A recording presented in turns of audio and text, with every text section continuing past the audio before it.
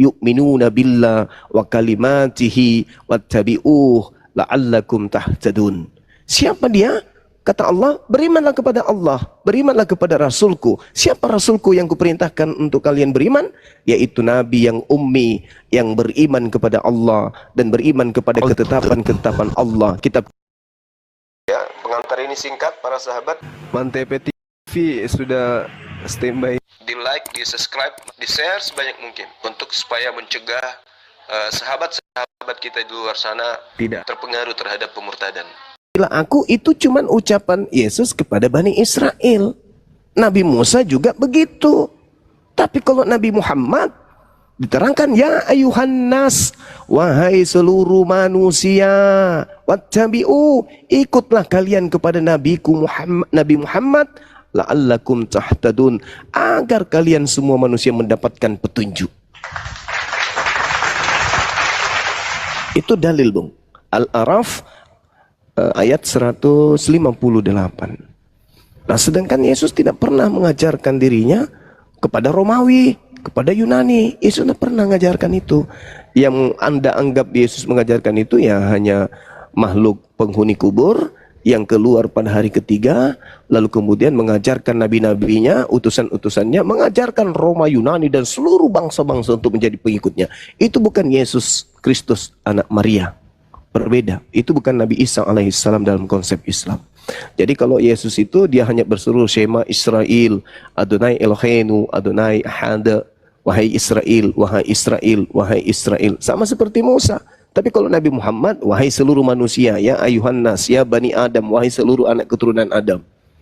Itu jelas itu. Makanya tidak pernah ditemukan di dalam Bible ada seruan untuk seluruh umat manusia. Seruannya itu selalu untuk Bani Israel tok saja. Sekira begitu, silakan.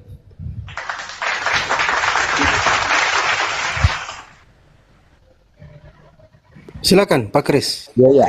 Ya, saya terlanjut ya.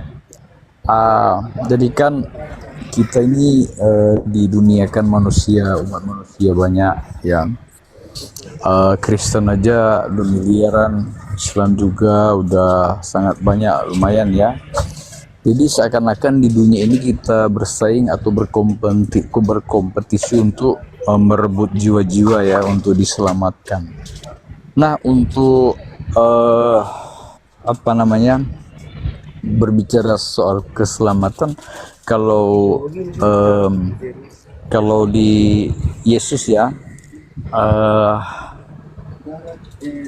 berbicara sebenarnya memang tujuan keselamatan misi Yesus untuk orang Israel.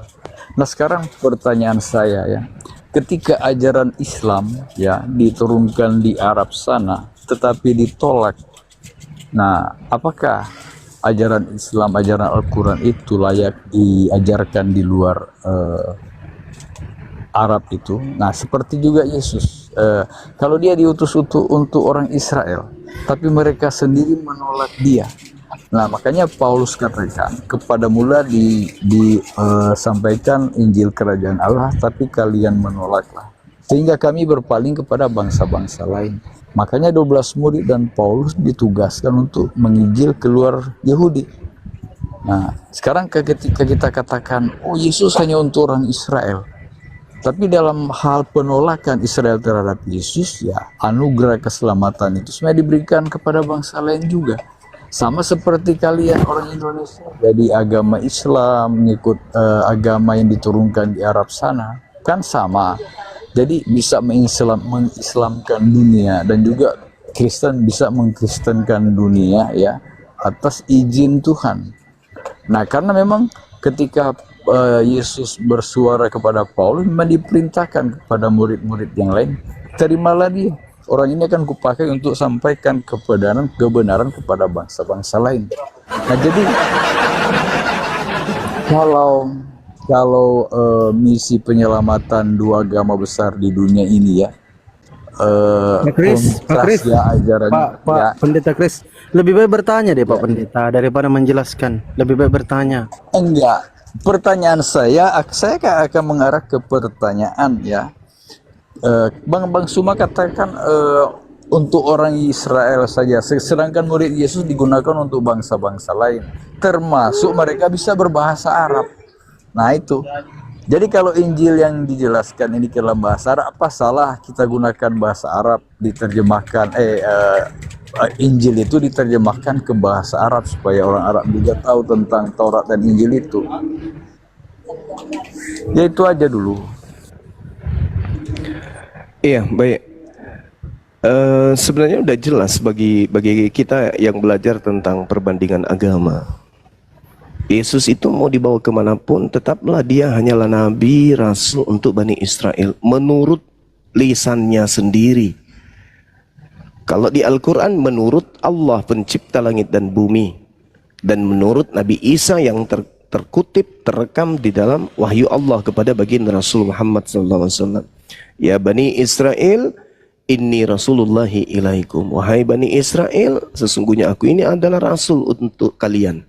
Yesus juga mengatakan itu. Sedangkan Kristen ini pengikut Kristus yang datang kepada Paulus. Itu Kristus yang berbeda. Karena memang ada Kristus palsu. Itu Kristus yang berbeda. Kalau Nabi Muhammad diutus, tadi kan dalilnya saya sudah membacakan kepada saudara. Ya ayyuhan nas inni rasulullahi ilaikum jami'a. Wahai seluruh umat manusia, sesungguhnya aku ini adalah utusan pencipta langit dan bumi untuk kalian semua. Itu dalil. Dan yang mengatakan itu adalah Allah. Allah memerintahkan Nabi Muhammad, Kul, wahai Nabiku Muhammad, sampaikan kepada seluruh umat manusia, kalau engkau itu adalah utusanku yang spesial, aku utus untuk seluruh umat manusia. Al-Quran surah Al-A'raf ayat 158. Ini tidak ada keraguan. Terus kemudian ketika berbicara mengenai ajaran yang datang kepada baginda Rasulullah Muhammad SAW itu sifatnya universal. Bukan hanya sekedar pada zaman itu saja, tapi sampai kiamat masih relevan digunakan oleh manusia. Secanggih apapun, semodern apapun mereka hidup. Sedangkan kalau ajaran Nabi Musa sudah tidak zaman diperlakukan hari ini. Contoh, misalnya perintah untuk mengurung orang yang kena panu. Orang kena panu di dalam kitabnya Nabi Musa diminta dikurung 7 hari. Setelah dikurung, tidak mandi-mandi, tidak ganti baju, dilepas dari kurungan, dikeluarkan dari kurungan masih ada panunya. Bukannya disuruh mandi, enggak, tapi ditambah lagi 7 hari. Begitu juga orang yang kena penyakit kusta, begitu juga wanita yang haid. Jadi itu sudah nggak bisa dipakai zaman sekarang. Nah, ketika kemudian saudara mengatakan ajaran Islam ini kan hanya untuk orang Arab, itu keliru.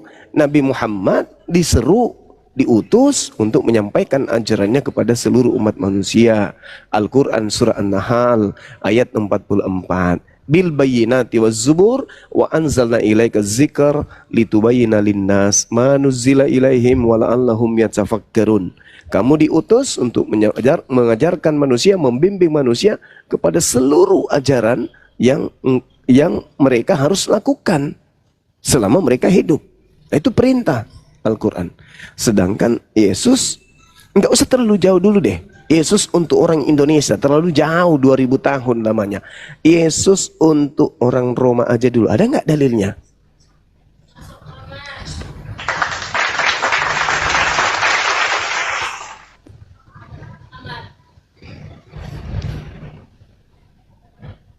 Yesus untuk orang Romawi ada nggak dalilnya? Sedangkan Kristen secara organisasi itu diterima dari Katolik, dari otoritas Katolik Romawi. Kitabnya pun demikian. Dari sana munculnya hingga muncul Protestan dan seterusnya. Nah, sekarang permasalahan ada tidak legitimasi dari Yesus untuk non-Yahudi, sedangkan dipertontonkan cerita dari pewarta yang ada di dalam kitab saudara.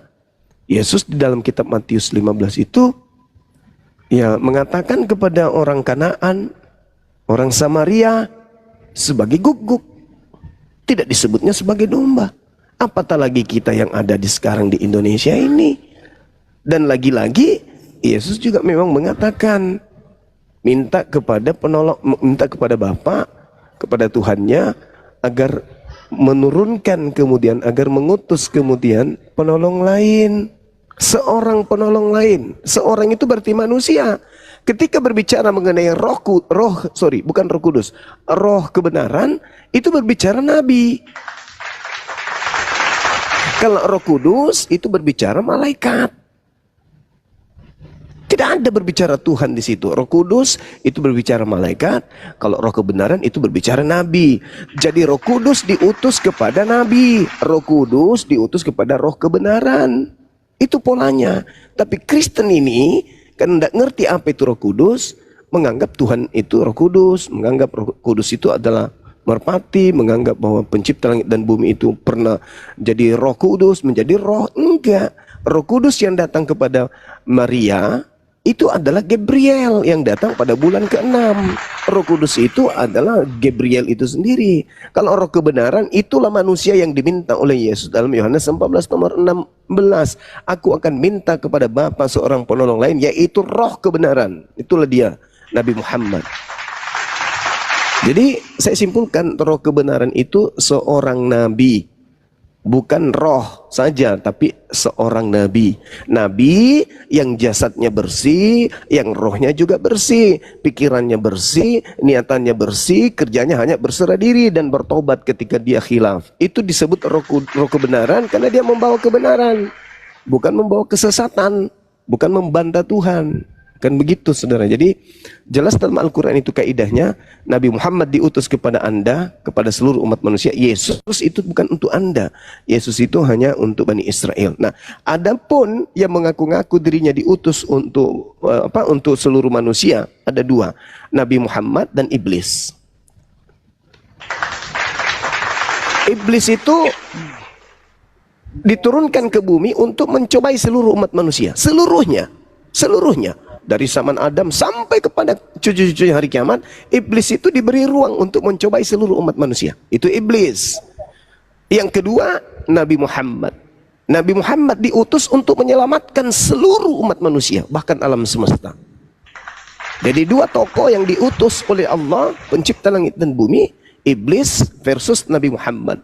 Nabi Muhammad diutus untuk seluruh umat manusia, iblis pun diberi ruang untuk mencobai seluruh umat manusia. Nah, sedangkan Yesus, dia hanya diutus kepada Bani Israel. Bisa tidak iblis itu ngaku-ngaku Yesus Kristus? Bisa. Bisa nggak iblis nyamar malaikat terang? Bisa. Bisa nggak iblis menyamar seperti Yesus Kristus? Bisa. Bisa nggak iblisnya datang mengaku-ngaku, akulah Yesus yang kau niaya? Bisa. Akulah Yesus, bintang timur, bintang gilang gemilang. Bisa nggak? Bisa. Bisa. Makanya Yesus mengatakan, waspadalah kepada penyesat yang datang kepadamu dengan memakai namaku dan berkata akulah Kristus. Berarti penyesatnya datang setelah Yesus dengan nama Yesus dan gelar Kristus. Itu yang harus diwaspadai. Gitu saudara, silakan. Ya, kita beda paham ya, karena beda agama ya. Jadi saudaraku, tentang Yesus yang Anda katakan hanya untuk orang Yahudi saja, sebenarnya tidak demikian. Karena pada perjanjian lama disebut zaman Bapa, di zaman Yesus ada dinyatakan sebagai zaman anak ya, zaman anugerah.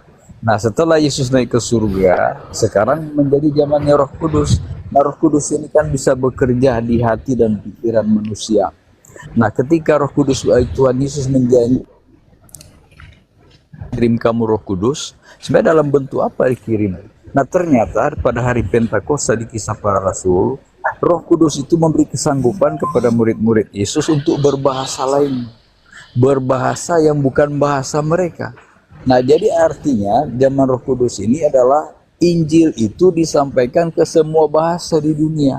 Karena murid-murid ini diberikan kesanggupan. Ada yang ke India, ada yang bisa berbahasa Asia, dan Arab juga ada. Nah, kalau kita orang Indonesia adalah Asia, ya wajarlah kalau Alkitab itu diterjemahkan ke bahasa Indonesia. Itu adalah legitimasi yang disampaikan Yesus kepada murid-muridnya. Itu benar terjadi. Nah, mereka menerima Roh Kudus pada hari Pentakosta dan murid-murid disanggupkan untuk berbahasa lain. Nah, yang menyaksikan mereka berbicara adalah dari bangsa-bangsa itu. Ada Asia, ada Arab, dan bangsa-bangsa lain. Jadi kalau Anda katakan bahwa Yesus hanya untuk Yahudi saja, itu salah. Yesus justru sebagai mengesahkan murid-muridnya, oleh Roh Kudus diberi kesanggupan untuk berbicara dalam bahasa-bahasa lain supaya seluruh dunia tahu tentang siapa Yesus.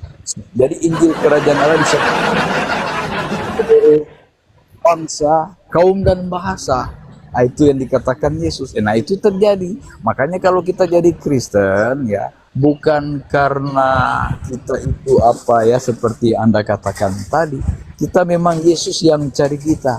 Bapa di surga oleh pekerjaan Roh Kudus menyerahkan kita jadi Oke, murid Pak Kris, gereja sudah selesai tadi. Jangan lagi ikut pakai. Pak Kris, gantian lagi dong. Ini mau tanya lagi. Iya, Saya iya, nanya kalau mau lagi. tanya bertanya aja Pak Kris, biar kita belajar juga nih kawan muslim yang nyimak. Silakan. Nah, oke lah, kita saling menghargai walau kita beda pendapat dan pandangan, ya, karena kita juga beda. Jadi saya memahami begini, ya. Kalau di ajaran Kristen itu, ya, Yesus dinubuatkan akan mengalami penderitaan, dianiaya dan disalibkan. Nah, itu memang sudah dinubuatkan. Kalau di ajaran kalian kan Yesus tidak disalibkan, malah dikatakan diserupakan, bahkan melarikan diri dan lain-lain. Nah, itu adalah bagi kami itu adalah memutarbalikkan kebenaran. Yang sebenarnya memang dialami Yesus, disaksikan oleh ibunya, murid-murid, dan lain-lain. Banyak orang menyaksikan Yesus lahir, mati, dan bangkit. Justru di ajaran kalian diselewengkan. Nah, ini kan menurut pemahaman saya adalah justru yang Yesus palsu di ajaran Islam. Di ajaran Kristen yang Yesus yang benar. Itu menurut pemahaman saya. Baik, ditanggapin dulu ya Pak Kris, ya. Silakan Gurunda. Baik. Silakan. Ya, jadi harus diluruskan lagi ketika saudara kita ini mengatakan pemahaman kita berbeda. Itu ucapan dan ungkapan jangan diulang lagi untuk yang kedua kalinya. Kenapa? Pemahaman berasal dari kata paham. Paham ini adalah butiran yang dientaskan dari akal. Akal kemudian membiaskan keilmuan. Keilmuan menorehkan ilmu. Ilmu memberikan konsep pengetahuan. Tahu dihasilkan dari proses belajar. Proses belajar mengantarkan manusia itu paham. Paham, alat ukurnya adalah akal. Ini tidak dimiliki oleh Kristen di dalam memeluk agama Kristen. Jadi salah besar kalau Kristen itu mengatakan kami menjadi Kristen karena kami paham. No, bullshit, itu kosong besar. Kristen menjadi Kristen karena doktrin dogma, bukan karena proses paham. Jauhkan kata-kata paham, tahu, ilmu, mengerti untuk Kristen. Karena itu enggak cocok. Tidak selevel, enggak setara, tidak pas. Kristen itu hanya modal imani saja. Kristen hanya modali imani saja. Tidak ada iman, kepercayaan, keyakinan. Itu yang dimiliki Kristen, dikelilingi oleh ungkapan-ungkapan yang bernilai, ungkapan-ungkapan dasar yang tidak berakar kepada pengetahuan. Jadi hanya dibalut dengan kemampuan berkata-kata, kemampuan kemudian menyusun narasi yang tidak berlandaskan kepada akal. Itu perlu saya jelaskan di situ. Jadi Kristen itu salah ketika mengatakan oh kita memang beda karena kita beda paham. Enggak, kita berbeda karena kita beda iman. Bukan karena beda paham, tapi beda iman. Kalau Anda menggunakan akal menelaah kekristenan, maka tentu kita akan satu paham, sama-sama paham. Nah sekarang saudara menuduh bahwa Al-Quran memutarbalikkan fakta. Kita uji. Al-Quran mengatakan begini, A'udzubillahi minasyaitonirrajim. Innama jazaa'ul ladzi yuharibuna Allah wa rasulah wa yas'auna fil ar fasadan aw yuqattalu aw yusallabu. Apa kata Quran? Yang disalib itu Yang dibunuh itu adalah yang memerangi Nabi Isa alaihi salam. Itu Al-Quran yang menerangkan. Al-Quran yang menerangkan itu. Yang disalib, yang dibunuh, yang memerangi Nabi Isa alaihi salam. Catat. Yang kedua, Al-Quran menjelaskan. Bismillahirrahmanirrahim. Wa qaulihim inna qatalnal masiha Isa bin Maryam Rasulullah wa ma qatalu wa ma salabu walakin syubbiha lahum. Mereka tidak membunuh Nabi Isa. Mereka ini adalah orang yang memerangi, orang yang memusuhi, orang yang membenci Nabi Isa. Mereka tidak membunuhnya. Mereka juga tidak menyalibnya. Melainkan yang terjadi pada mereka, Allah menyerupakan seakan-akan yang mereka salibkan itu adalah Nabi Isa alaihissalam. Berarti penyaliban itu ada? Ya, penyaliban itu ada. Tapi yang disalib adalah orang yang membenci Nabi Isa. Nah sekarang, tolak ukurnya di mana? Jangan Al-Quran, terlalu berat. Tolak ukurnya di Bible. Apa kata Yesus? Aku memang harus pergi sesuai dengan apa yang tertulis tentang aku di dalam kitab Taurat, Amsal, Mazmur, Ulangan dan seterusnya. Bukan Roma, bukan Galatia, bukan Filipi, bukan Matius, bukan Lukas, Markus, Yohanes, bukan. Tapi aku harus pergi sesuai dengan apa yang tertulis tentang aku di dalam kitabnya Nabi Musa. Nah sekarang, mari kita lihat. Apa yang tertuang di dalam kitabnya Nabi Musa. Kita buktikan siapa yang memutarbalikkan keadaan. Yesus berkata dalam Lukas 24:44. Harus tergenapi semua perkataan tentang aku yang tertulis di dalam kitab Keluaran. Apa yang tertulis dalam kitab Keluaran? Kita lihat di dalam Keluaran 23 nomor 7 nomor 8. Ini Kristen tidak bisa lolos di sini. Makanya saya katakan Kristen itu berdasarkan agama, tidak landasannya paham ilmu. Bukan. Bukan secara logis Kristen itu diterima, tapi karena keturunan nenek moyangnya dalam tekanan penjajah. Mati atau ikut haleluya. Maka mengatakan, ya lebih baik aku ikut haleluya daripada aku mati. Mati jadi budak atau kau mati jadi budak penjajah daripada mati. Maka menjadilah mereka Kristen, menjadilah mereka Katolik. Bukan proses akal. Nah sekarang mari kita lihat Keluaran 23 nomor 7 nomor 8. Haruslah kau jauhkan dirimu dari perkara dusta. Ini kalau kita lihat Kristen, kita tanya, salib itu kutuk atau berkat? Mereka semua akan berbondong-bondong mengatakan salib itu kutuk. Apa yang Yesus lakukan sampai dia dikutuk oleh Elohim? Tidak ada. Sedangkan salib itu hanya hukuman untuk orang yang dikutuk Elohim. Yang disalib adalah orang yang melakukan dosa besar yang sepadan dengan hukuman mati. Hukuman dosa apa yang Yesus lakukan yang sepadan dengan hukuman mati? Enggak ada. Tapi kenapa dia yang harus disalib? Apa jawaban saudara Kristen? Karena bukan dia yang dikutuk, tetapi dosa-dosa kita lah. Kita lah yang dikutuk. Pertanyaannya, kenapa bisa kita dikutuk? Kita belum lahir. Karena kita mewarisi dosa dari nenek Adam. Bohong. Dusta, memutarbalikkan fakta. Kejadian 5 nomor 2, Adam dan keturunannya diberkati oleh Elohim, bukan dikutuk. Kejadian 4 yang dikutuk adalah iblis, yang dikutuk adalah tanah, bukan Nabi Adam. Bohong. Keluaran 23 dikatakan harus kau jauhkan dirimu dari perkara dusta. Ini kalau agama Kristen adalah agama benar, maka kitab Keluaran 23 nomor 7 ini harus dibalik. Harus dibalik. Harus dibolak-balik. Tidak bisa didatangkan dengan pola ini. Gereja harus berkongsi, bersekutu untuk mengajak Lembaga Bible Indonesia merubah bunyinya. Karena Kristen itu kebalik ajarannya. Haruslah kau jauhkan dirimu dari perkara dusta. Tahun depan kalau bisa dirubah. Bunyinya, haruslah kau dekatkan dirimu kepada perkara dusta. Karena Paulus memang mengajarkan itu. Dalam dustaku, dalam kelicikanku, dalam tipu dayaku dan seterusnya. Ya memang Kristen begitu. Maka ini harus dirubah. Terus dalilnya mengatakan, orang yang tidak bersalah dan orang yang benar tidak boleh kau bunuh. Ini harus dirubah ini. Karena Kristen terciduk memutarbalikkan fakta. Yesus orang benar yang mati, lalu kemudian Kristen yang adalah pendosa, orang dikutuk, harus menjadi benar dengan membunuh orang yang tidak benar. Maka dalil ini harus dirubah. Orang yang tidak bersalah dan sabar. Sabar. Saya sedang memberikan edukasi. Saya tidak menipu untuk tertulah. Kasih kesempatan juga yang lain. Sabar nanti. Sabar. Sabar, saudara, sabar. Ini sesinya Bang Kris lagi sesinya. Sabar. Kasih kesempatan dulu yang lain ngomong. Terlalu panjang 1 menit lagi. bicaranya semua. Sabar, ini sesinya Satu Pak menit Kris. lagi. Ini sesinya Pak Kris. Pak Kris ini. 1 menit lagi. Sabar, saudara. Sabar. Anda boleh berbicara. Anda boleh Anda ingin ceramah. Habis ini. Ayat Injil tadi dari mana Bang Juma? Keluaran apa? Habis ini. Saudara. Sabar dulu. Habis ini Anda boleh ngomong sampai biji pelir Anda meledak. Ya, sabar. Sabar ya.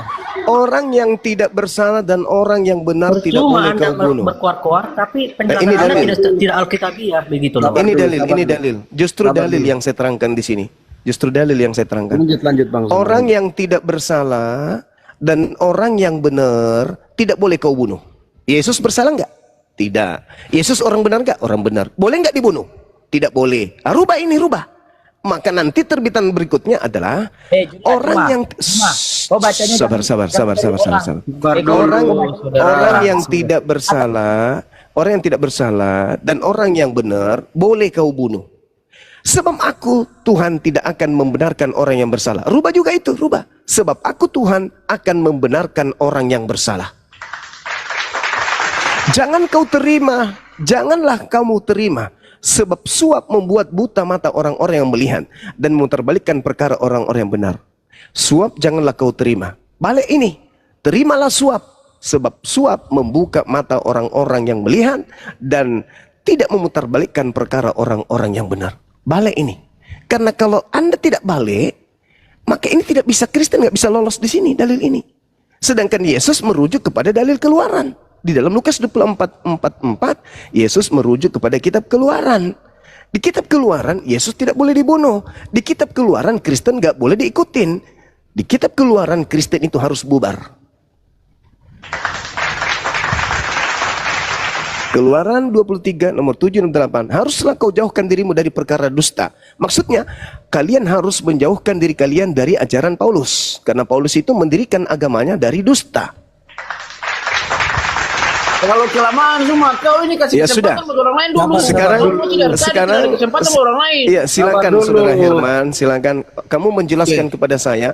Saya sederhana. Saya dari tadi ditanyai oleh Saudara Kris, karena saya ditanya maka saya memberikan edukasi. Tapi kan Sekarang juga kan saya yang ingin kelamaan, sekarang saya orang ingin itu bertanya kepada Saudara bicara, Herman. begini. Tolong kamu jawab. Tolong kamu jawab. Keluaran 23 Saya mau nomor 7 bertanya nomor buat 8. kamu. Oh, Begini, kirain. bagaimana kamu bisa mengatakan orang Kristen itu berdusta, sedangkan kalian diajarkan berbohong dalam 3 hal? Kamu diajarkan berbohong dalam segala hal. Untuk berbohong dalam 3 hal versi apa? Kalian diajarkan seperti begitu. Tetapi di agamamu diajarkan berbohong dalam segala hal. Gimana itu? Oh, tidak ada. Oh, kenapa tidak ada? Sekarang saya tanya samamu. Maria melahirkan apa? Manusia atau Tuhan? Maria melahirkan Yesus sebagai melahirkan manusia, tapi tidak terlepas hakikatnya sebagai Tuhan. Itu yang harus bohong. kau pahami. Ya. Sekarang kamu mau paksakan narasimu kepada kami orang Tidak Kristen, bisa, nggak Quran Anda bisa. saja memutarbalikkan Tidak fakta. bisa. Agamamu Muhammad itu diberi- berbohong dari semua hal. Semua hal di dalam agamamu itu bohong. Tidak ada yang tidak bohong. Adakah Yesus berfirman di dalam kitab Lukas? Adakah Yesus berfirman kepada Lukas? Adakah Yesus berfirman kepada Yohanes, kepada Markus, kepada Matius? Ada? Tidak ada. Apakah kitab kanonik ini firman Tuhan? Firman Tuhan. Siapa Tuhannya? Yesus. Pernahkah Yesus berfirman kepada keempat penulis kitabmu? Tidak pernah. Itu perkataannya perkataan siapa? Firman Tuhan. Pernahkah Tuhanmu yang kau katakan Yesus berfirman kepada mereka? Enggak pernah. Lalu bohong lagi. Tidak ada hal yang tidak bohong di dalam ajaranmu. Semuanya bohong. Mulai dari buka mata sampai tutup mata, bohong semuanya. Gak ada kebenaran di situ. Oke, silakan. Pak Guru. Pak Guru, saya tadi turunkan murid-murid yang nakal, Pak Guru ya. Kalau nakal muridnya kita turunkan aja. Oke, saya sapa dulu ada Pak Bang Datuk. Assalamualaikum Bang Datuk. Kalau murid nakal. Warahmatullahi wabarakatuh. Assalamualaikum Bang Zuma semuanya. Waalaikumsalam warahmatullahi wabarakatuh. Bang Datuk Udah balik ke jadi ketua kelas ya Bang Datuk ya. Entar masih mau di lanjut- rumah, siap. mau lanjut Masih dialog. dulu. Iya, siap. Masih di rumah. Bang Datuk jadi ketua kelas ya, Bang Datuk. Ya. Oke, siap. Kalau ada murid-murid nakal diturunkan aja kalau ada murid-murid nakal. Di mute dulu. Oke, siap. Kan, Wis. Oke, siap. Oke, ada Bang Wali. Bang Wali buka mute-nya. Agamanya apa Bang? Kristen atau Muslim? Yang teman-teman Kristen silakan naik ya. Tapi jadi murid-murid jangan nakal lah. Gimana nih teman-teman ini? Jadi murid itu jangan nakal. Dengar apa kata Pak Guru. Oke, kita naikkan lagi teman-teman Kristen ya. Murid-muridnya kita naikkan lagi. Ntar saya atur dulu komalnya. Yo Bang Kris, selamat siang. Bang, boleh tanya nggak? Boleh, silakan saudara. Silakan murid, silakan. Bang, kan Quran itu satu buku ya, satu kitab gitu. Itu kira-kira berarti wahyunya tuh turun berapa lama ya jadi satu kitab? 22 tahun 2 bulan.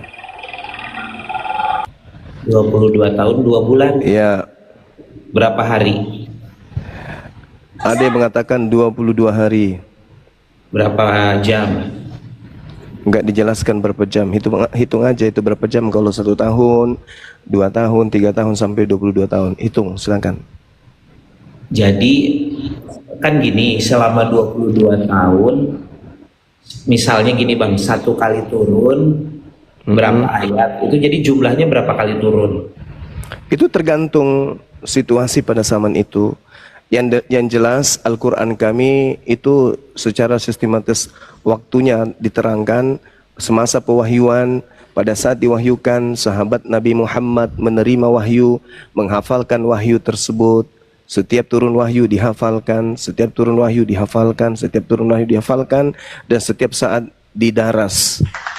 Mereka murid-murid mendaras, mereka mempraktekkan ilmu talaqi. Jadi Nabi Muhammad menjelaskan, menyampaikan, mereka mendengarkan dan menghafalkan. Setelah mereka menghafalkan, diuji kemudian oleh Nabi Muhammad hafalannya. Jelas itu. Berarti wahyunya turun beberapa kali. Maksudnya berapa kali turun wahyu itu belum tahu ya? Iya. Yang jelas wahyu Al-Quranul Karim diwahyukan sempurna pada zaman Nabi Muhammad. Sebelum beliau meninggalkan dunia, Al-Quran sudah dikhatamkan, sudah ditamatkan ajarannya. Berarti setiap kali dia Nabi Muhammad ngomong itu definisinya berarti di saat itulah wahyu turun gitu ya? Gimana? Jadi saat Muhammad berbicara mengenai wahyu, disitulah wahyu turun gitu ya Bang? Iya, sabar dulu, ada Bang Deddy Miswar lagi nelpon, sabar ya, sebentar sekali ya. Saya udah kontak-kodon di Kodoni, udah kontak-kontakan juga sama saya kemarin. Halo, assalamualaikum. Ada rencana itu, saya udah ngomongin kemarin sama orang yang lagi mau ke Saudi Arabia, dapat undangan ke sana gitu. Saya pikir perlu tuh pendidikan apologet, Bani, perlu banget. Halo, assalamualaikum Bang Handi. Bang Handi. Halo. Bang Deddy ini. Ya, Bang Deddy. Iya, betul. Bang Zuma, assalamualaikum. Waalaikumsalam warahmatullahi wabarakatuh. Abangku, masya Allah. Antum sehat? Alhamdulillah. Tiap hari saya dengerin tuh sampai jam 3 pagi kadang-kadang. Masya Allah. Alhamdulillah Bang. Nanti saya balik ke Jakarta, boleh jumpa kan ya?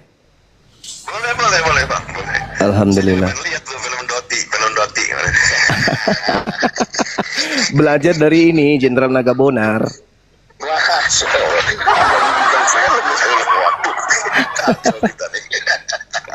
Allahu Akbar, masya Allah. Iya, Bang Zuma, saya kemarin ada teman mau ke Saudi Arabia diundang sama kerajaan. Saya bilang, titip pesan bagaimana membuka link Saudi Arabia untuk dana pembangunan lembaga pendidikan apologet Islam yang Bang Zuma pengen buat itu. Allahu Akbar, masya Allah, masya Allah. Syukran, Bang. Jadi kalau bisa bantu dari sana kan lebih cepat bangunnya, tanahnya kan udah ada kan? Ada, alhamdulillah. Ya, itu dia. Saya pikir ini perlu Bang, perlu sekali itu dididik apologet Islam itu. Alhamdulillah, amin. Memang kristenisasi itu masif banget. Masya Allah. Nantilah kita bicara panjang abangku. Jawa Barat itu Masya Allah, di Jawa Barat itu banyak banget Bang Zuma. Jawa Barat banyak banget. Siap. Saya bilang ini wah ini perlu ada lembaga pendidikan ini. Mumpung Bang Zuma masih sehat. Alhamdulillah, insya Allah bang. Masih muda, masih sehat. Oke. Alhamdulillah. Nanti kita coba link ya ke beberapa teman ya. Siap bang, siap bang. Kontak Kodondi kemarin, udah kontak Kodondi. Kalau tadi yang mau ke Saudi Arabia ini kenal sama Kodondi, bilang kontak Kodondi, saya bilang gitu. Saya Bang Zuma aja belum punya kontak ini. Bang Zuma belum punya kontak. Sudah ada abangku kan udah semalam juga saya udah dikasih nomor antum. Wah bagus ini, ku bilang saya nanti ke Jakarta sekalian aja belajar acting kan gitu. Allahu Akbar. Lama-lama saya hafal juga tuh ini Matius Markus.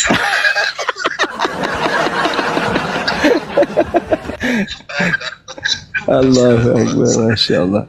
Udah aku bilang jangan ikut perang. Kau ikut perang matilah kau. Kan gitu. Allahu Akbar, Masya Allah. Baik abang, saya lagi dengan teman-teman Kristiani lagi diskusi ringan ini. Oke, lanjut ya bang ya. Saudara-saudaraku di sana ya Bang. Baik, baik abangku, baik, sehat terus, panjang umur. Bang Handi, thank you Bang Handi. Amin. Ya. Ya, assalamualaikum warahmatullahi wabarakatuh. Masya Allah. Waalaikumsalam warahmatullahi wabarakatuh. Oke teman-teman, lanjut sampai di mana tadi? Silakan. Itu Bang Deddy Miswar yang pengusaha anggur ya Bang Zuma ya, pengusaha anggur.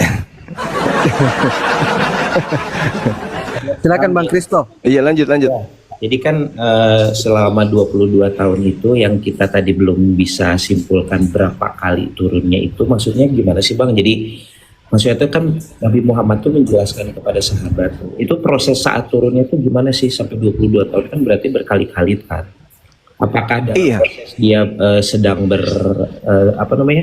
berdiam diri lalu wahyunya turun atau secara spontan lagi ngobrol tiba-tiba dia ngobrol atau gimana?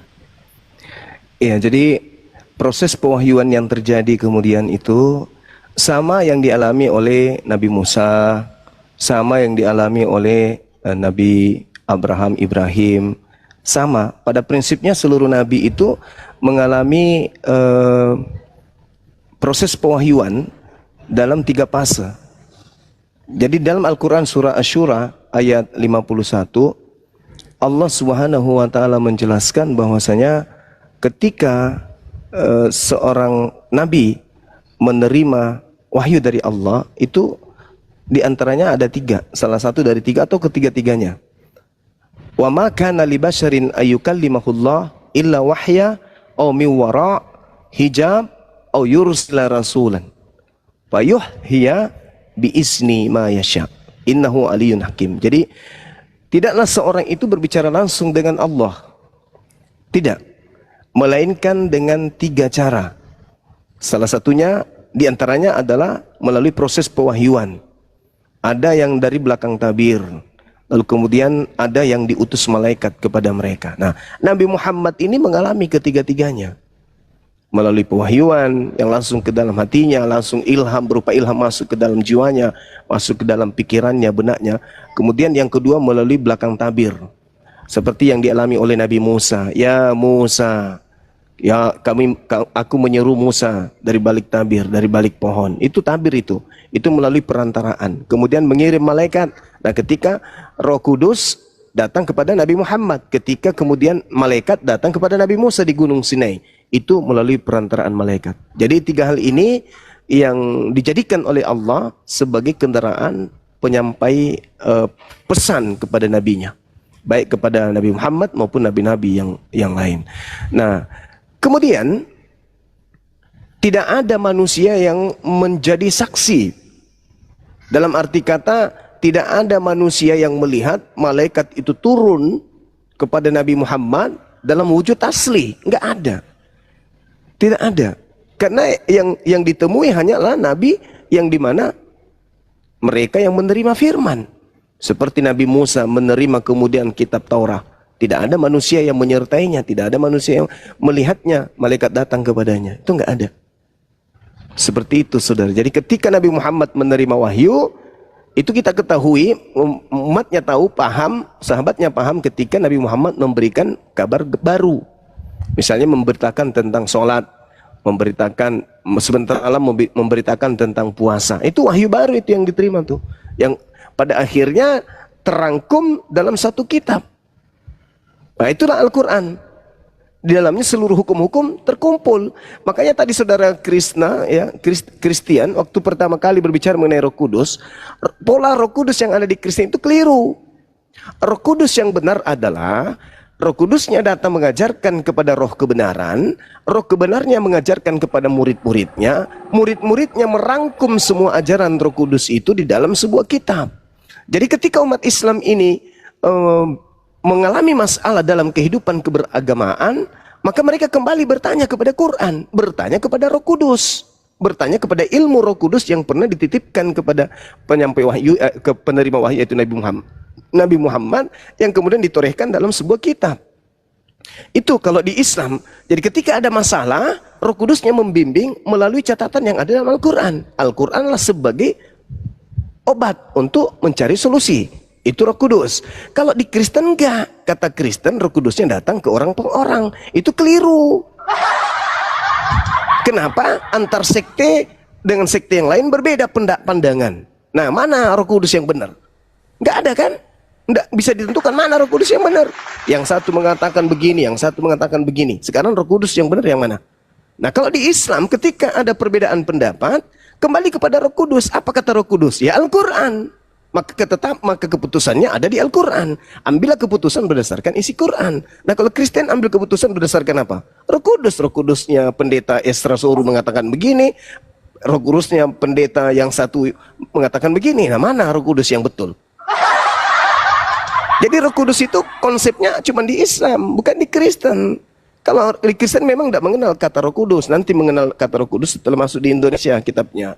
Kalau di luar, di Yunani itu disebut pneumahagios. Apa itu pneumahagios? Roh bersih atau jiwa yang bersih, atau roh yang murni, atau makhluk hantu yang murni. Nah, sedangkan kalau di Al-Quran, Ruach HaKodes sama seperti Roh Kudus dalam Al-Quran. Ruhul Kudus dengan Ruach HaKodes sama. Kristen nggak punya pola itu sebenarnya. Cuman karena Yesus ini memang diutus kepada Bani Israel, maka Yesus berbicara menggunakan bahasa Ibrani atau Aram. Dia mengatakan Ruach HaKodes. Ruach HaKodes itu merujuk kepada roh yang suci. Roh suci ini merujuk kepada malaikat. Itulah yang kami sebut Jibril, malaikat Jibril. Makanya dalam Al-Quran tuntunannya jelas. Qul nazzalahu ruhul kudus min rabbika bil haqqa. Roh Kudus itu menurunkan Al-Quran dari Tuhanmu dengan kebenaran. Siapa Roh Kudus ini? Maka diketahui dia Jibril. Kul man kana aduwwan li Jibril fa innahu nazzalahu ala qalbika bi iznillah. Nah, dikatakan barang siapa menjadi musuh Jibril, ketahuilah bahwa dialah Jibril yang menurunkan Al-Quran ke dalam hatimu dengan izin Allah. Berarti Jibril adalah Roh Kudus, berarti Roh Kudus adalah Jibril. Itulah yang datang kepada ibunya Yesus pada bulan ke-6, Gabriel datang. Nah, itulah Roh Kudus itu. Jadi Roh Kudus itu adalah Gabriel, Gabriel adalah Roh Kudus. Nah, Kristen membedakan antara Gabriel dan Roh Kudus, kesalahan fatal yang telah dilakukan oleh kalian. Sedangkan Yesus mengatakan dalam Yohanes 3 nomor 34, siapapun di antara manusia yang diserahi tugas untuk menyampaikan firman, maka roh Tuhan ada padanya, tak terhingga. Nah, itu begitu juga di dalam kitabnya orang Yahudi, dalam kitab Bilangan 11 nomor 25, Nabi Musa didatangkan kemudian kepadanya roh kebenaran. Lalu roh kebenaran yang ada yang hinggap pada Nabi Musa diambil sebagian, disimpan kepada orang biasa. Setelah roh yang ada dari Musa itu disimpan kepada orang biasa, nampaklah orang biasa tadi berubah menjadi nabi. Makanya dalam kitab saudara, 10 detik. Dalam kitab saudara 1 Yohanes 4 nomor 1 dikatakan apa? Waspadalah kepada, ujilah setiap roh. Ujilah setiap roh. Jangan asal percaya, tapi ujilah setiap roh yang ada. Sebab nabi-nabi palsu, nah tuh, berarti roh identik dengan nabi. Kalau dia nabi palsu, maka dia adalah roh jahat. Kalau dia nabi yang benar, maka dia adalah roh kebenaran. Makanya Yesus mengatakan, akulah kebenaran. Kenapa Yesus mengatakan akulah kebenaran? Karena Yesus adalah seorang nabiullah, rasulullah, ila Bani Israel, untuk Bani Israel. Demikian, silakan. Oke Bang, Ya. berarti saya sedikit menangkap, berarti kan Al-Quran ini tadi Abang bilang selama 22 tahun 22 hari itu turun kepada Muhammad melalui Jibril, itu kan nggak ada yang melihat. Nah, lalu ada beberapa isi Quran yang misalnya ya, kalau ada rampasan perang 1/5 buat Muhammad, lalu harus misalnya istilahnya memerangi orang kafir yang tidak mengtuhankan Allah dan lain-lain. Itu gimana Bang? Emang itu Abang seberapa yakin itu tuh dari Tuhan bukan dari Muhammad? Thank you. Iya. Jadi gini saudara, terlalu jauh Anda melihat. Al-Quran diajarkan untuk seluruh umat manusia. Sebelum Nabi Muhammad datang, manusia hidup dalam keadaan kekacauan, porak-poranda. Orang Romawi memegang terjemahan kitabnya orang Yahudi, tapi kerjanya menginflasi, menekan, menjajah, merampas, ya, menjara. Padahal sudah ada otoritas. Otoritas apa yang mereka punya? Otoritas gereja, katanya anak-anak Tuhan. Tapi kerjanya membunuh, mengejar, menangkap, memenjarakan, menjara, merampok, menjajah dan seterusnya. Itu fakta real. Siapa yang tidak mendengarkan suara gereja, bunuh, penggal. Galilea mati, penggal karena tidak seirama dengan gereja.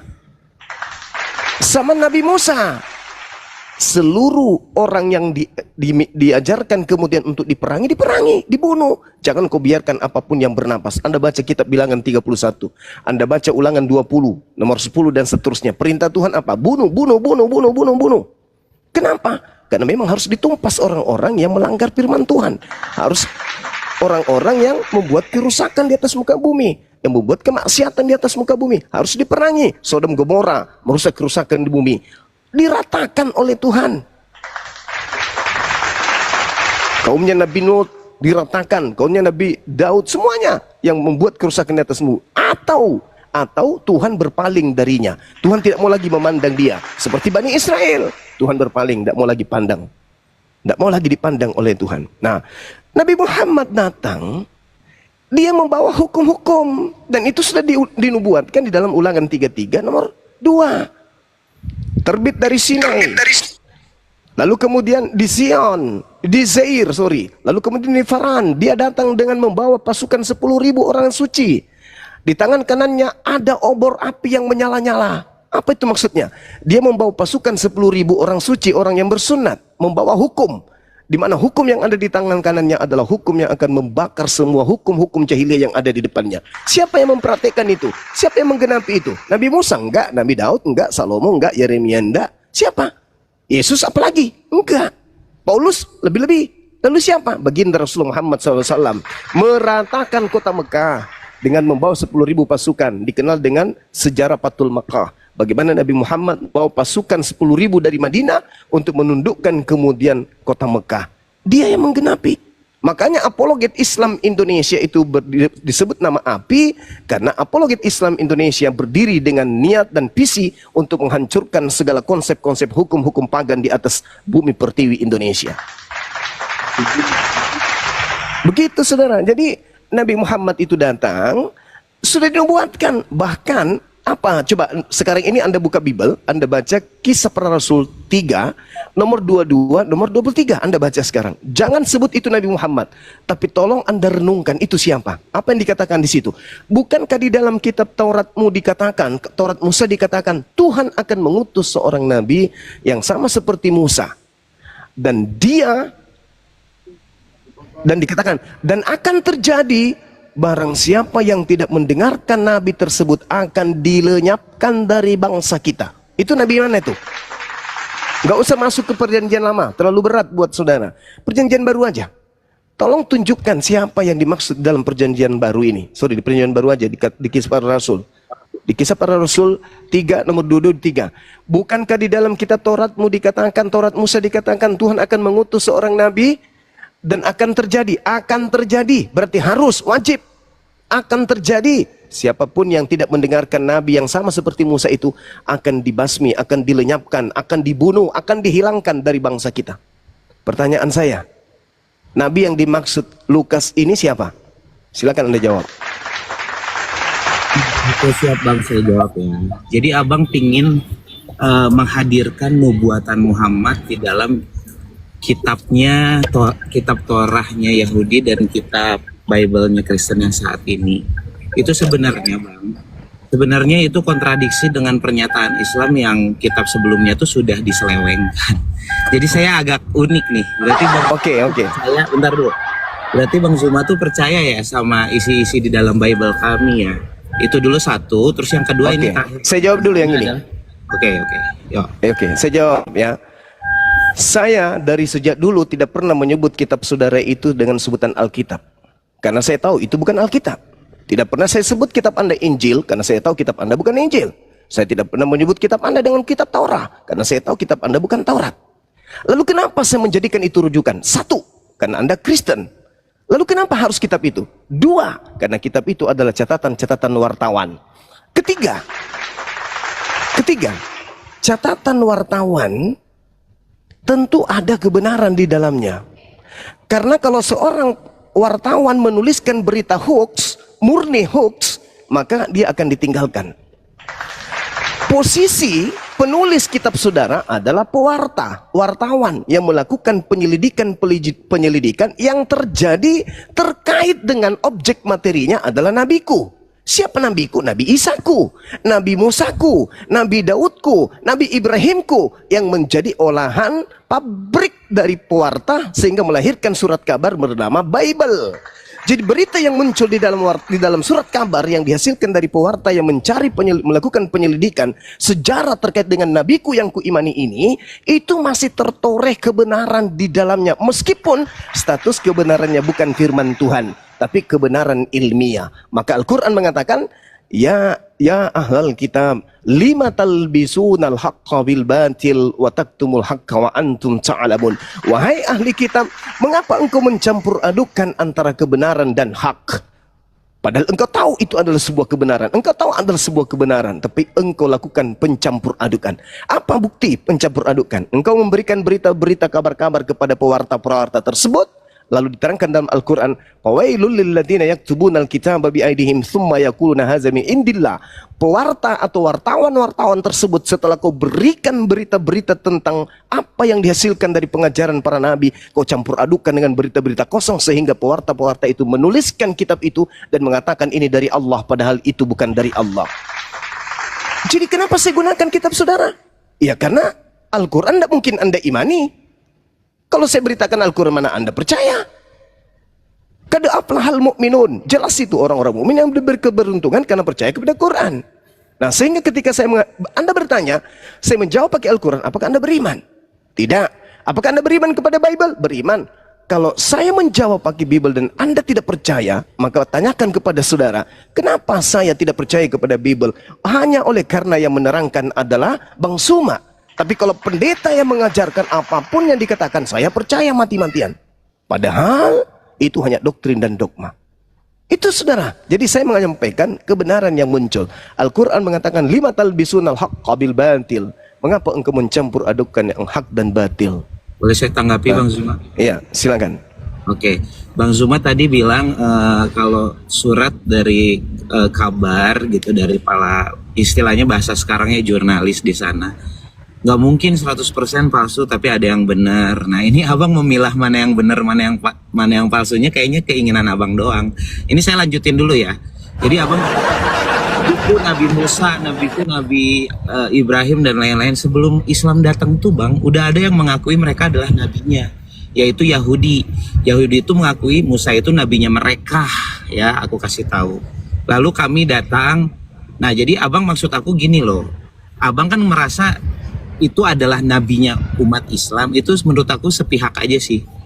Nah, terus abang tidak menjawab juga mengenai kenapa abang membawa nubuat tentang Muhammad tapi di kitabnya kita.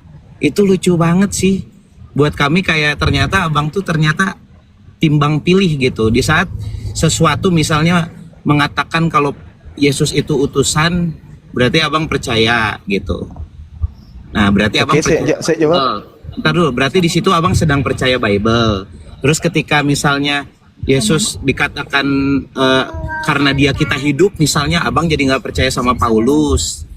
Nah, jadi abang tuh bingung, menurut saya sebagai pendebat tuh bingung arahnya kemana loh, Bang. Jadi gimana, Oke, saya jawab. Saya katakan Anda itu adalah orang yang kehilangan arah.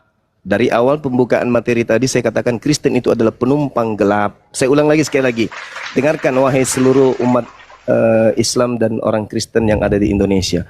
orang-orang Kristen itu adalah penumpang gelap. Mereka bukan bagian dari agama para nabi. Kristen ini penumpang gelap yang hanya menggunakan kitab-kitab yang menceritakan tentang sejarah yang terkait dengan Bani Israel. Tok. Itu saja. Kemudian ketika saudara berbicara mengenai Bang Zuma, kenapa Anda menggunakan kitab saya? Karena Al-Quran saya mengatakan apa? Ya ahlal kitab, wahai Bani Israel ahli kitab. Jadi Kristen ini bukan ahli kitab ya. Jangan Anda merasa kalau bahlul kitab, ya saya berani mengatakan itu. Al-Quran menyuruh, ya ahlal kitab qad ja'akum rasuluna yubayyinu lakum katsiran mimma kuntum tukhfuna minal kitab wa yafuna an katsir. Wahai ahli kitab Yahudi dan Nasrani, utusanku datang kepadamu telah datang, yaitu nabiku Nabi Muhammad. Tujuannya datang kepada kalian adalah untuk menjelaskan sebagian isi kitab yang kalian sembunyikan. Kenapa saya menggunakan narasi kitabmu, saudara? Karena saya tidak berdialog dengan ahli kitab. Karena ahli kitab telah menyembunyikan kitab itu. Saya berhadapan dengan orang Kristen yang hanya menggunakan hasil olahan wartawan. Maka yang saya sajikan adalah hasil dari wartawan. Kalau saudara mampu menggagalkan bunyi Al-Quran surah Al-Ma'idah ayat 15 bahwa ahli kitab menyembunyikan kitab Taurat dan Injil, berarti Anda bisa menunjukkan kitab itu. Apakah Kristen, otoritas gereja seluruh dunia mampu menunjukkan kitabnya Nabi Musa? Sampai ular naga bisa pakai pampers, Kristen tidak akan sanggup untuk menunjukkan itu. Nah, apakah orang Kristen mampu menunjukkan kitab Injil yang diajarkan oleh Yesus di dalam Markus 14 nomor 1, di dalam Yohanes 1 nomor 53, di dalam Kisah Para Rasul 7 nomor 35 dan seterusnya? Apakah Kristen mampu menunjukkan Injil Yesus yang diberitakan oleh Yesus oleh Filipus? Apakah orang Kristen mampu menunjukkan Injil Allah yang diberitakan oleh Yesus? Tidak akan mampu. Sampai kemudian Pak Bombo lolos Polwan, tidak akan pernah Anda bisa menunjukkan kitab-kitab itu. Maka satu-satunya solusi untuk menyadarkan saudara adalah catatan-catatan wartawan yang Anda imani sebagai firman Theos. Itu, renungkan itu. Saya menggunakan itu bukan berarti saya mengaku itu benar. Itu abang Tapi bilang kalau kita tuh adalah wartawan. Justru abang sedang lari dari pertanyaan pertama saya, di mana abang seberapa yakin kalau Quran abang itu adalah wahyu. Saya boleh paparkan sedikit ya. Sebenarnya isi di dalam Quran abang tuh hampir lebih dari 30% tuh membahas Yahudi dan Nasrani. Bahkan ajaran-ajarannya juga mengungkit tentang cerita-cerita Musa yang sebenarnya di Torah juga sudah ada. Jadi kalau abang berbicara dan yakin dan bangga gitu dengan Quran abang, kalau saya sebaliknya bang, kan abang bilang warta nih, saya boleh bilang seperti ini. Justru Quran abang adalah Quran pengulangan hal-hal yang sudah ada di masa lalu diubah-ubah sedikit demi sedikit, sehingga menjadi sebuah yang akan mendukung kepentingan dari Nabi Muhammad. Karena isi-isinya bang, ini saya kasih tahu dulu. Jangan panas dulu bang. Abang kan enggak. Saya lagi dipanggil, saya lagi tunggu. Kalau materi-materi kelas teri kayak begini, saya serahkan nanti ke jangan personal, santai, jangan personal. Kelas teri kayak begini lebih cocok. Jangan langsung bilang kelas teri kalau udah gelagapan. Di-mute dulu, Dinda Fandi di-mute dulu. Jadi gini, saudara dengarkan saya ya, terkait dengan Al-Quran saya. Sama saya tidak perlu penyampaian Anda itu buat saya hanya ekor cicak. Jadi gini. Dengar, pelan-pelan. Saya ada kegiatan. Anda turun kalau gitu. Anda turun, habis itu Anda naik lagi. Ya turun dulu. Ya habis ini Anda naik karena saya ada kegiatan. Saya lagi di rumah keluarga. Jadi gini, Al-Quran itu memiliki sumber. Sumbernya Al-Quran itu langit. Sedangkan kitabmu itu sumbernya bumi. Sumber langit itu jauh lebih valid karena bersumber dari sang Al-Kalam, Sang yang maha mengetahui. Annallahu sami'un alim. Sesungguhnya Allah itu maha mendengar lagi maha mengetahui. Dari sana sumber Al-Quran. Sedangkan kitabmu sumbernya dari wartawan-wartawan yang tidak dikenal oleh Yesus itu sendiri. Yesus tidak mengenal Lukas, tidak mengenal Matius, tidak mengenal Markus, tidak mengenal Yohanes. Jadi sama-sama punya sumber.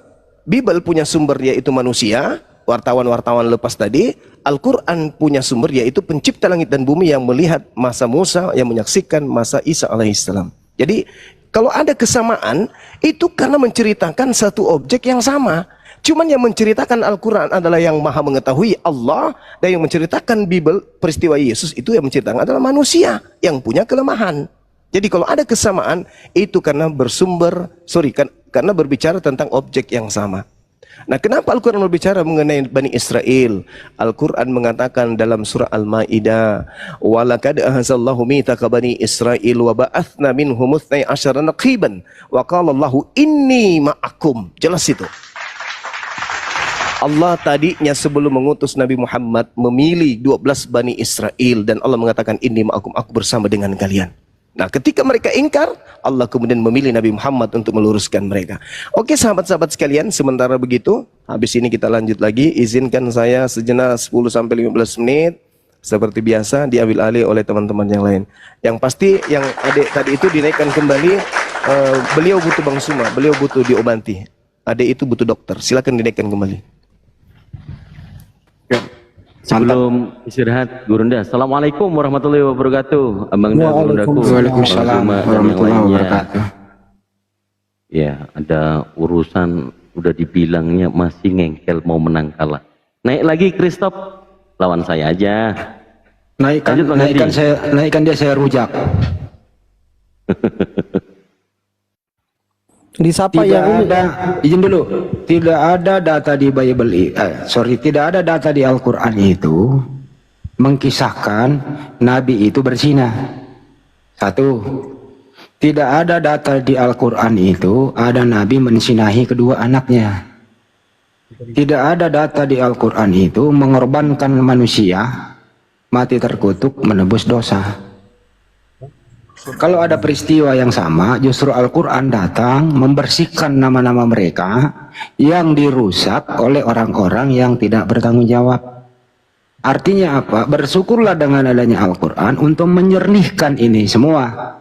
Tapi saudara kita Kristen, tetap jangan dong bersihkan nama Nabi Daud, biarlah dia berzina. Jangan dong bersihkan dalam hal pembunuhan berencana itu.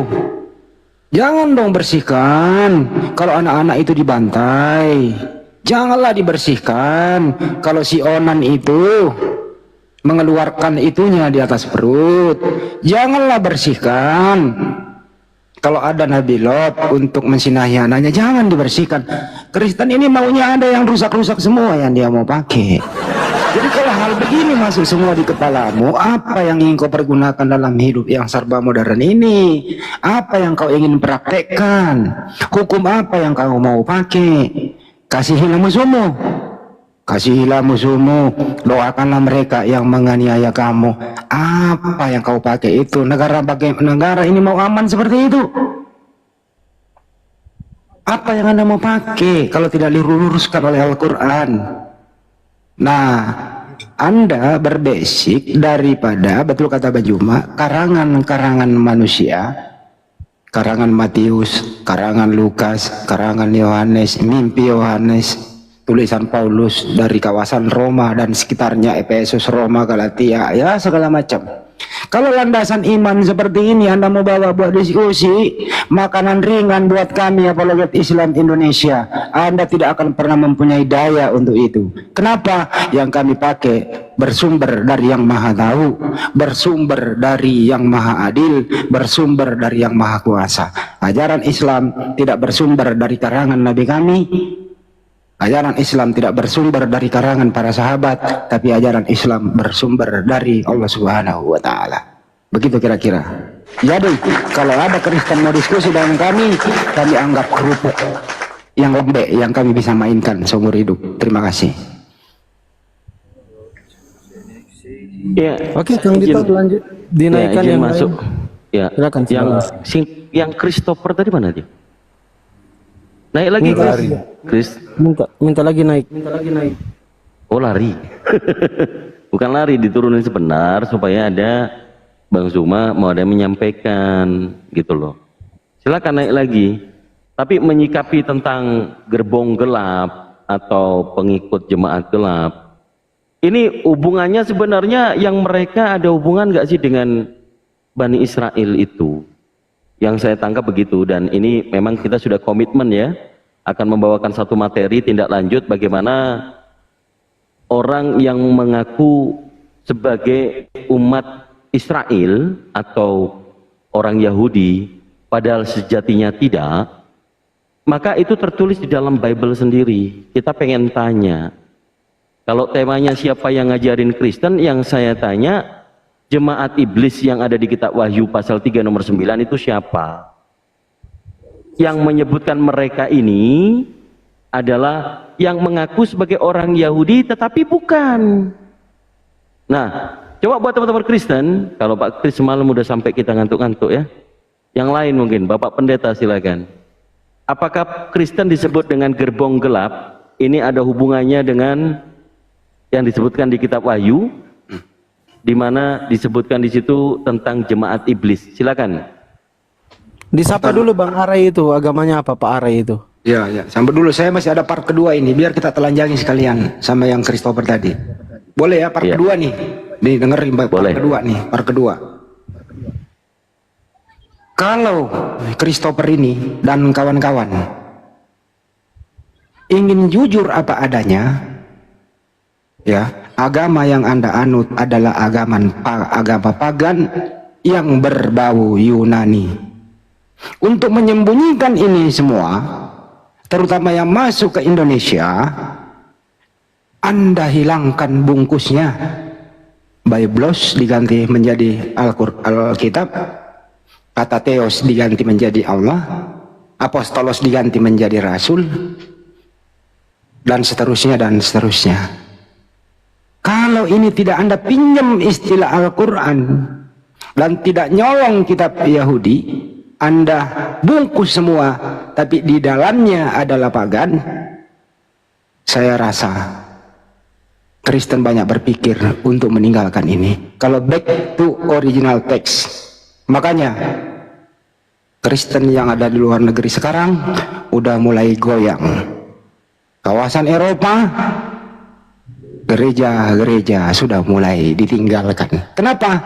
Karena mindset mereka, ilmu pengetahuan dan teknologi sudah terbuka, orang membaca Bible. Ternyata isinya toh selama ini kami hanya dibohongi oleh bapak-bapak pendeta. Sekali lagi LAI, kalau Anda ingin jujur mempertontonkan identitas Anda, harga diri Anda, jati diri Anda, hilangkan semua istilah Islam yang ada di dalam terjemahan Anda.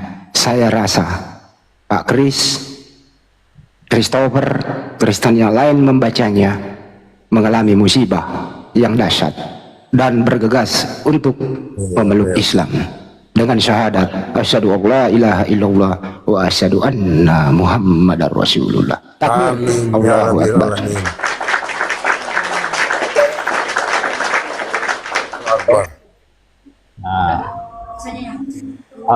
Sudah ini debat-debat ya Kristen Islam ini. Surga itu sebenarnya untuk siapa? Kalau di kitab Wahyu hanya untuk orang Israel. Jadi percuma kita capek-capek debat, sedangkan surga tempatnya kaum yang lain. Kalau kita baca Wahyu 12 ayat 17, maka marahlah naga itu kepada perempuan itu, lalu pergi memerangi keturunannya yang lain, yang memelihara hukum-hukum Allah dan memiliki kesaksian Yesus. Jadi dua hal ini, memiliki hukum Allah dan kesaksian Yesus, itulah yang dibenci setan. Nah, setan tidak suka itu. Kenapa? Itu ajaran yang benar. Jadi kalau seluruh dunia pun jadi Islam, ya, iblis tidak akan terpengaruh. Kalau dianggapnya enggak apa-apa kok jadi Islam semua, kenapa? Ajarannya kok belum menentang saya. Pak Kris, izin Pak Kris, biar nggak kemana-mana saya kasih topik. Bisa nggak sih Pak Kris? Nah ini nih topiknya, kita buka topik baru. Bisa nggak Kristen itu berdiri sendiri? Ini topik baru nih. Bisa nggak itu Kristen berdiri sendiri, back to Yunani, original text, tanpa nyolong kitab Yahudi dan nyolong istilah-istilah Al-Quran? Apa bisa hidup dan berkembang? Silakan Pak Kris.